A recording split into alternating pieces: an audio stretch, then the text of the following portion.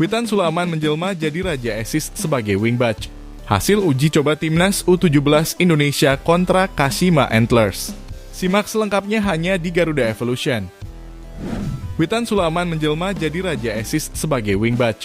Usai menempati posisi baru pemain Persija Jakarta, Witan Sulaiman justru kini menjelma jadi Raja Assist. Witan Sulaiman kini lebih sering tampil sebagai wingback kiri di Persija Jakarta, berubah dari posisi aslinya sebagai winger atau striker.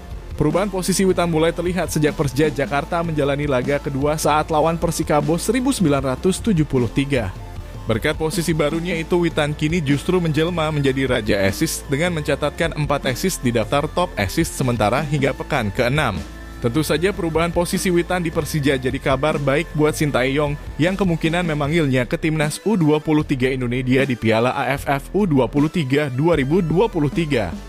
Apalagi setelah Sintayong dipastikan tak memanggil Pratama Arhan sebagai bek kiri utama di ajang ini lantaran bukan merupakan agenda FIFA. Kemampuan Witan sebagai wingback kiri bisa dimanfaatkan Timnas U23 Indonesia oleh Sintayong untuk menambal absennya Arhan. Witan sendiri mengaku siap ditempatkan di posisi mana saja oleh pelatih. Hasil uji coba Timnas U17 Indonesia kontra Kashima Antlers.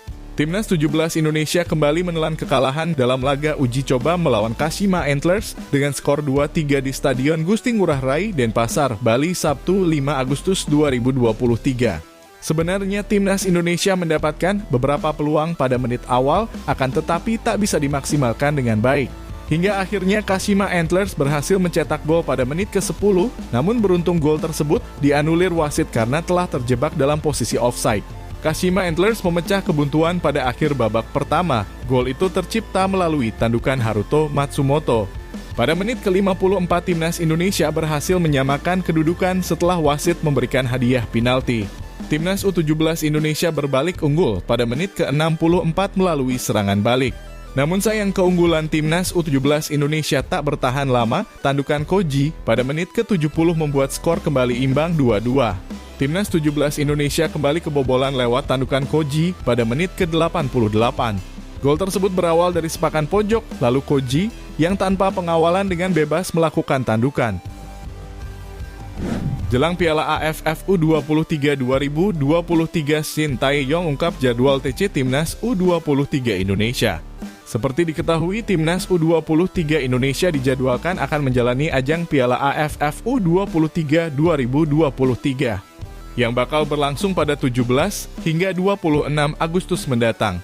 Meski tak memiliki sisa waktu banyak, Sintayong pun akhirnya mengungkapkan rencana TC Timnas U23 Indonesia.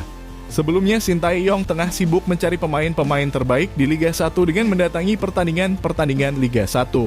Kedatangannya itu tentu saja untuk memantau pemain yang akan dipanggil ke Timnas U23 nantinya.